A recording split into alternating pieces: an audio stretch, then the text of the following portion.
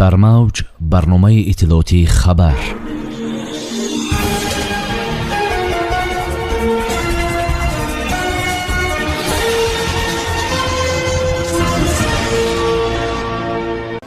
тоҷикистон ба тавлиди нуриҳо оғоз кард, аз воридоти 2 баробар арзон.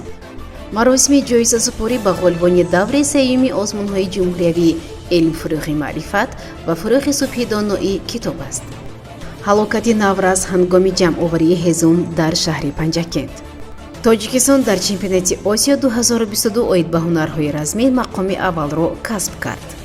асосгузори сулҳу ваҳдати миллӣ пешвои миллат, президенти ҷумҳурии тоҷикистон муҳтарам Эмомалӣ Раҳмон дар ноҳияи Ёвон корхонаи истеҳсоли нуриҳои азотию фосфордори Талко Кемикалро ба истифода доданд. ба иттилои дафтари матбуотии роҳбари давлат ба пешвои муаззами миллат ҳисобот доданд, ки барои тавлиди нуриҳои азотию фосфордор кислотаи сулфати 96.5% хокаи бентонит ва сулфати аммоний истифода мекардад. дар оянда дар нақша аст, ки калий ҳамроҳ карда шуда маҳсулоти азот, фосфор ва калий истеҳсол гардад. таъкид гардид, ки иқтидори истеҳсолии корхонаи нав дар як шабонарӯз 200 тонна буда, дар як сол 75,000 тонна нурии минералӣ истеҳсол менамояд. дар корхонаи саноати нурии минералӣ бо истифода аз технологияи муосир, ки истеҳсоли Федератсияи Русия ва Ҷумҳурии Ӯзбекистон мебошад, ба роҳ монда шудааст, омадааст дар иттилоия. таъкид шудааст, ки дар корхона нурии минералӣ бо сифати баланд истеҳсол гардида, бо нархи 2000 сомонӣ барои 1 тонна пешниҳоди мизоҷон мекардад, ки назар ба нархи бозор 2,5 маротиба арзон аст. таъкид шуд, ки Талко Кемикал нақша дорад дар ояндаи наздик марҳилаи дуюми корхонаи истеҳсоли нуриҳои азотию фосфордорро бо иқтидори 200,000 тонна дар як сол сохта ба истифода диҳад ва дар он беш аз 100 нафар мутахассиси маҳаллӣ бо кори доимӣ таъмин мекарданд. бо таъсиси марҳилаи дуюми корхонаи истеҳсолӣ дар баробари таъмини талаботи аҳолӣ бо нурии минералӣ, содироти ин навъи маҳсулоти истеҳсолоти ватанӣ ба хориҷи кишвар низ ба роҳ монда мешавад, таъкид намудааст манбаъ. дар кӯхи фарҳангӣ ба номи Абу Абдуллоҳи Рӯйдаки шаҳри Хуҷанд маросими ҷоизасупорӣ ба ғолибони даври вилоятии озмунҳои ҷумҳуриявии илм, фурӯғи маърифат ва фурӯғи субҳи доноӣ китоб аст баргузор гардид.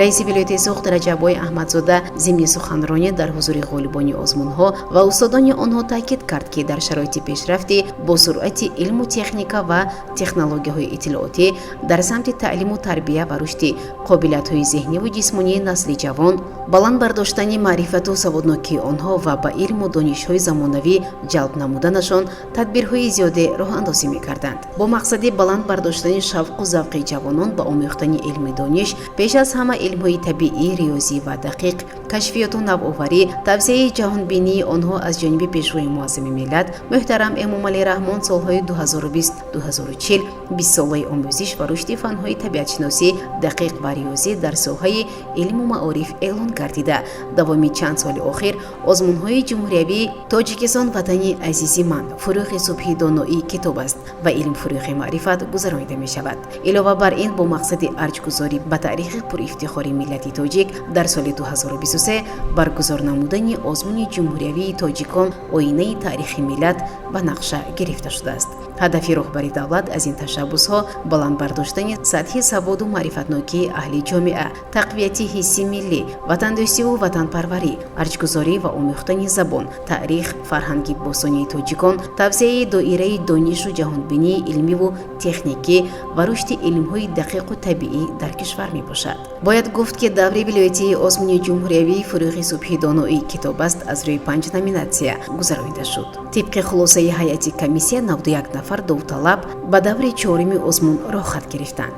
дар озмуни ҷумҳуриявии илм, фурӯғи маърифат бошад аз рӯи 7 номинатсия 75 нафар аз ҷумла 35 нафар хонанда, 35 нафар донишҷӯ, 2 нафар магистр ва 3 нафар омӯзгор ғолиби даври вилоятии озмуни ҷумҳуриявии илм, фурӯғи маърифат дониста шуда ба даври ҷумҳуриявии озмуни мазкур роҳхат гирифтанд. раиси вилояти Суғд Раҷаббой Аҳмадзода ба ғолибони даври вилоятии озмунҳо ҷоизаҳои пулии мақомоти иҷроияи ҳокимияти давлатии вилоятро супорида изҳори боварӣ намуд, ки ғолибони даври вилоятӣ дар даври ниҳоии озмунҳои зикр гардида донишу маҳорати худро нишон дода сазовори ҷойҳои намоён мекарданд ва дар даври ҷумҳуриявии озмун вилояти Суғдро ба таври шоиста муаррифӣ менамоянд.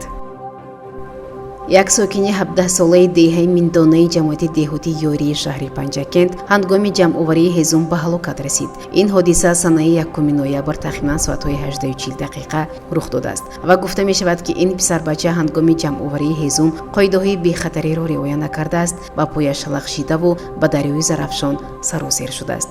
ҷустуҷӯи ҷасади ӯ аз ҷониби имдодгарони кумитаи ҳолатҳои фавқулода ва мудофиаи гражданӣ назди ҳукумати ҷумҳурии Тоҷикистон дар водии Зарафшон дирӯз бенатиҷа анҷом ёфт ва рӯзи гузашта ин ҷустуҷӯҳо аз сар гирифта шуд. Кумитаи ҳолатҳои фавқулода ва мудофиаи гражданӣ назди ҳукумати ҷумҳурии Тоҷикистон бори дигар таъкид менамояд, ки дар рӯзҳои сарду боронӣ аз рафтани ба кӯҳу пушта, соҳили рӯдхонаҳо ва дашту саҳро худдорӣ намоянд. дастаи мунтахаби Тоҷикистон оид ба муҳорибаҳои омехтаи ғайрикасбӣ дар чемпионати Осиё 2022 натиҷаи рекордӣ нишон дод, ки ба он чанд моҳ омодагӣ медид. Дар ин бора Амид Ховар иттилоъ медиҳад. Бори аввал дар шаҳри Душанбе аз 27 то 30 октябр чемпионати Осиё оид ба санъати муҳорибаҳои омехтаи ғайрикасбӣ таҳти сарпарастии Федератсияи санъати муҳорибаҳои омехтаи ғайрикасбии Ҷумҳурии Тоҷикистон дар синни аз 18-20 ва аз 20 сола боло баргузор шуд. дар чемпионат 13 кишвар ва қариби 175 нафар варзишгарон ширкат варзиданд. аз ҷумла ҷумҳурии Қазоқистон, Баҳрайн, Тоҷикистон, Ӯзбекистон, Урдун, Покистон, Ҳиндустон, Афғонистон, Кореяи Ҷанубӣ, Муғулистон, Лубнон, Эрон ва Туркманистон.